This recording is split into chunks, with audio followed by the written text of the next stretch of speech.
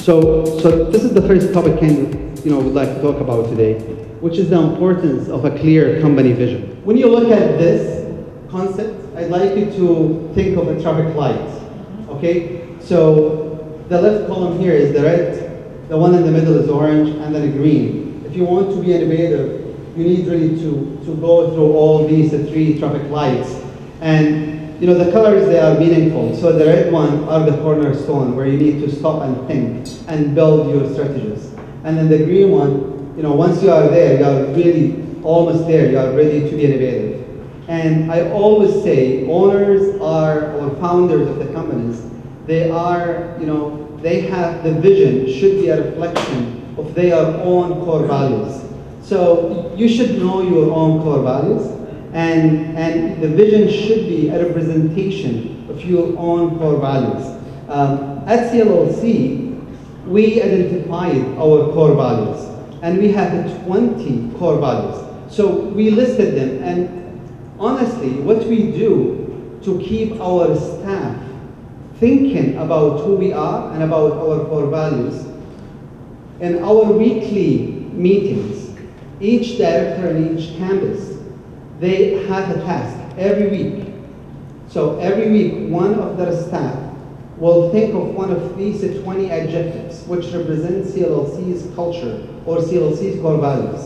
And then a staff would pick one of those, and then will think of one of the team members who is really doing well. And then we'll say, by the way, Martha last week, she really did something amazing. She helped one of our students. And what really made me thinking a lot about it is she really was very honest.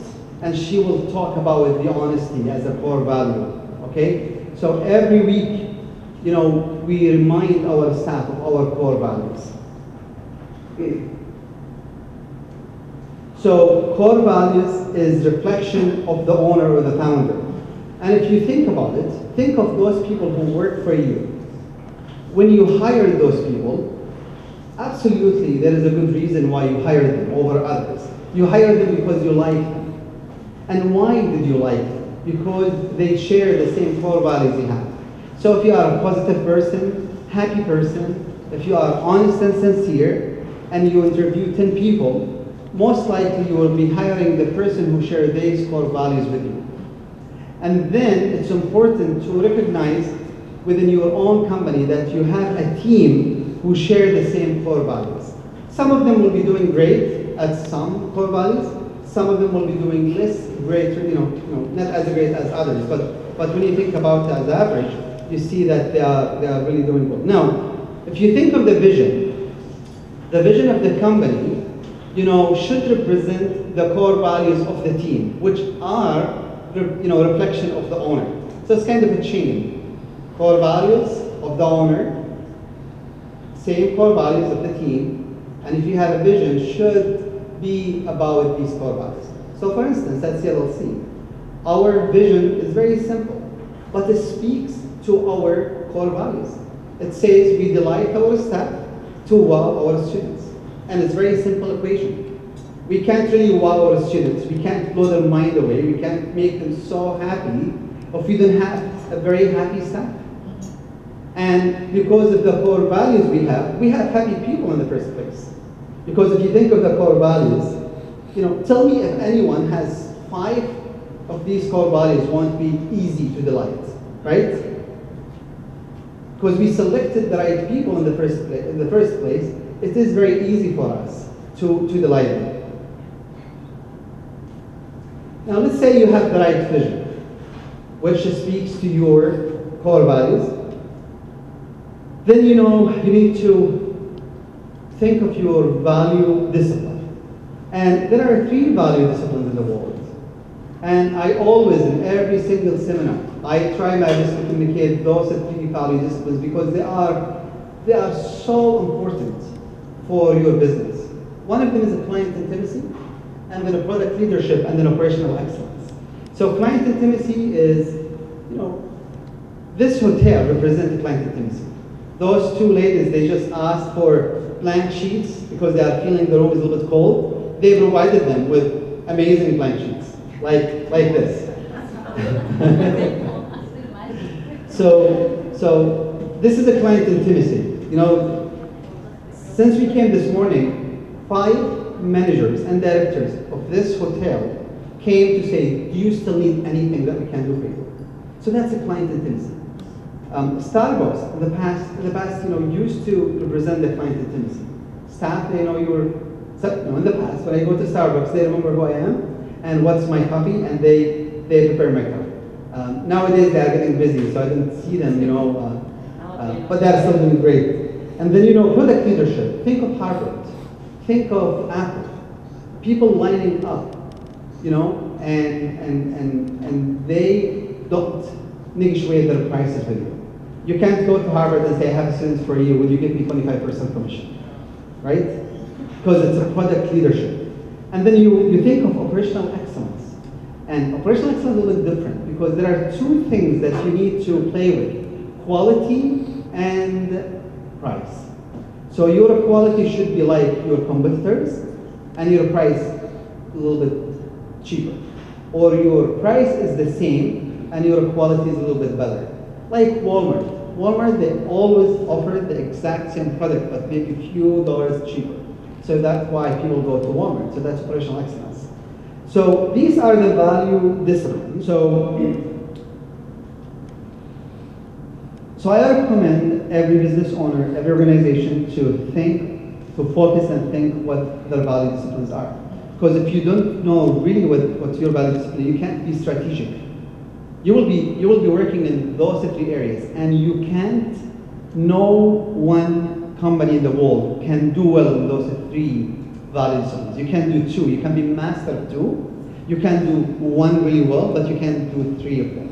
Imagine if Apple decided to give discounts when they sell a new iPad. So people are lining up, killing each other to go into the store to pay this price. Imagine if Apple reduced the price. Doesn't make sense, right? So once you are a product leadership, you can be a client intimacy, but you don't need to play with your price or compromise with your quality. So at CLLC, we are master of 2. We are client intimacy, and we are operational excellence. Even though we are proud of the integrity of our academics and textbooks and my lab and so on and so forth, but yet we didn't create something new. We still have a textbook, a teacher, and a classroom. So really, we didn't come up with something to change the formula. So we are not product leadership. Therefore, all our strategic plans, financials, marketing, name it, it's always focused. Are we doing this because we are operational excellence? Or are we doing it because client intimacy? Or because we are master of 2? And that's kind of helping us to be more strategic. Does that make sense to you? Now, let's say you are focused, but problems happen. You hire people who are amazing, and then 2 years after, they change. Time changes people, and you don't know what's happened with them, and you go through problems. So how can you resolve that to keep doing well? I have tips for you, and the first one is slim and productive versus fat and elegant. And what I mean is, you don't need to hire people, please, I'm not saying slim, size-wise, I'm experience-wise. So you don't need to hire someone who has 10 or 15 years of experience thinking those are gonna, take your company to the next level. Sometimes maybe hiring people with no experience, but they fit your own core values. They have the same core values you have, and then you train them the job. Make sense? Second, manage your team's expectations. Telling people, if you work with me, you're going to get this and this and this in a few years, doesn't make sense. Surprise them. It's really great when you hit first. But promising people and then things go down and you come up with all different type of, apology, and that's not good. So try to manage, your people's expectation. Evaluation is very important. At CLLC, we have the first 100 days. If anyone gets promotion, so Stefan actually, after 100 days in his new position, he was evaluated in his position. So there is a nice formula, lots of questions, I would love to share it with anyone. Just send me a quick email. I will send it to you. And it's amazing. It helps you to reflect in those 100 days. What did you do well? And then, you have a meeting, heart-to-heart meeting, in a coffee shop, I recommend, or in a restaurant. Meet with yourself and say, listen, these are the great things that you've done in those three months and 10 days, or 100 days. And here are the things that we wanted you to improve. And make them understand that you really want them to get improved. You don't want them to feel threatened or they're not doing well. Once you evaluate them, you help them. And then face any staff's problems. If you feel there is a problem, don't wait. Go and solve the problem. If you feel two staff are gossiping about the third one, if you feel someone has bad energy to the office every day, and you say, I'm going to wait until I see where is that going to go. That's no good. If there is something wrong, grab your team and say, listen, I feel you're not yourself. What's going on? Can I help you? Can we talk? And if he or she says, no, nothing, and they keep seeing nothing, that's don't accept that. Say, I can't take that. You can't tell me there is nothing if there is something. Obviously there is something. And then create a core team. It's very important to create your own core team. Don't be the only director in the company and everyone else is equal. Create 2 or 3 people in your office where you can delegate authority and help them so they can represent your company. Help them so they can represent your company in front of your own team. Sometimes messages will be accepted by one of your team versus your own self. I think you agree with me, right? Sometimes you feel if one of my team speak with the other staff, they would listen. Then a question you need to ask yourself, are you paying peanuts? I think if you do, then you will have monkeys in your own organization, and you don't want that. You need smart people. So share the wealth, give bonuses, give profit sharing. If you can't afford, salary, especially if you are going through some, financial problems.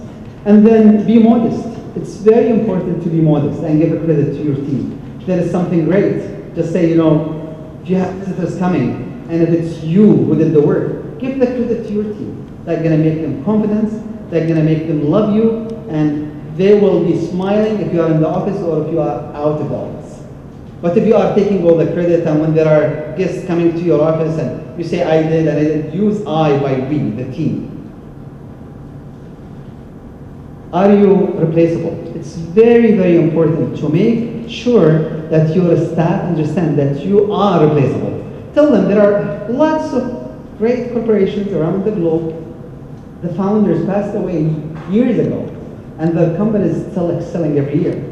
So make sure everyone understands that you are replaceable. And if you are replaceable, everyone else is replaceable, right? So that makes, that makes people understand that they can burn themselves they can't work really hard, and then they think they are very important, and then they get pissed off at some point and they decide to quit in the company and leave. It's very important to make sure people don't burn themselves up, by working too hard. Working is great, but not too hard. Because working too hard, they will be saying, okay, why am I working too hard? I should just go and open my own agency, or I should just go and do something else. So make sure your staff still have a life. Encourage them to enjoy their personal life. Exit strategy is very important. You have to have your own exit strategy. Even if you are still young, if you are 25, 28, make your own exit strategy. It's going to help your team to feel more secure. If you are the only owner, and you have 3 or 4 staff, some of them might be thinking, is this really a secured place for me? What if the owner, God forbid, gets hit by the metro bus, and they don't come to work? Then this office will be locked, and I will be out of job. So it's very important to have an exit strategy. The company is, running its own self, even if you are not in the company. You need financials, you need lawyers, you need lots of work to make that happen. We have one at CLLC, and some staff, they had tears when we talked about it, because they are kind of, but really it made everyone happy, and everyone is more productive and aware. And then celebrate success. It's important to bring guest speakers to speak, in front of your team, celebrating success. So I think if you do all of these steps, I think you will empower your team to lead. So it's not you who is leading the company, it's your team who is helping to lead. Because remember, we are saying everything we are saying so you can be innovative. And you can't be innovative, you produce ideas, you need people to work with you to make them happen, right? So you need the team to lead, you need the team to be smart and to help. Now, imagine if you have the best team in the company. So you've done all of this right. You have the great core values, you hired the right people who meet these core values, you came up with a vision that represents your own core values, you focused on your value disciplines, and you are more strategic. If there are human resource problems, you fix all of these problems, you keep motivating people, that's going to create what we call culture, the business culture. And the business culture is, again, your core values. So I heard from lots of agents and visitors who, had the opportunity to come to Canada that CLLC is special. I heard the word CLLC is like a clock because everything is organized. I heard the word that CLLC makes you feel so homey once you open the door, and it's just because of the genuine smiles from our team. Believe it or not, our student management managers who are sitting in the front desks, they share the same salary scale like the directors who are sitting in the corner offices.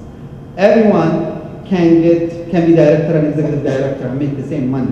Everyone is equally important.